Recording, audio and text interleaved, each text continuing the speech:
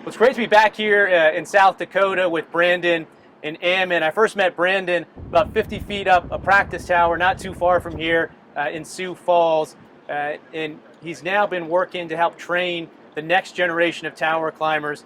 Ammon, we were a little bit higher up off the ground. We were about 2,000 feet off the ground in Rowena, South Dakota. And I wanted to take a second to recognize and thank these guys for their work. So many Americans are benefiting right now from next generation connectivity. They assume that their cell phones work on magic or pixie dust, but there's so much hard work and grit and determination that it takes. And you guys are just two, I think, of America's best and finest tower techs. So I wanted to get out here and say thank you and let you know how much we appreciate what it is that you're doing. Brendan, maybe tell us briefly about some of the work you're doing right now to train up the next generation of tower climbers.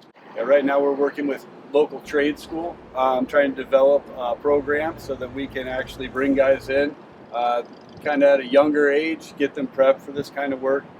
There's just such a huge demand for workforce right now, and there's not a lot of resources for people. So we're taking our foot and we're putting it forward to try and make sure that they have the opportunity to help build this stuff out.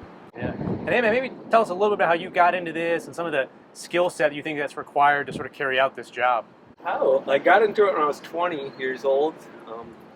What drew me most to it was doing something that I knew most people wouldn't want to do. Something that was a challenge and that I could learn from.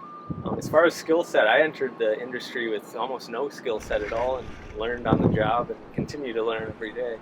What's amazing what is required now, obviously, working at heights, you have to be able to do that. It's not just sort of the physical work anymore of swinging the antennas around. You really have to have sort of a high-tech understanding to build out these complicated networks, understanding RF, the azimuths that you have to shoot these antennas out. So we're just really appreciative for everything that you guys are doing, your dedication to this industry, and it's really helping to bring economic opportunity across the country. So we wanted to recognize you with one of our 5G ready hard hats, and thank you for your work.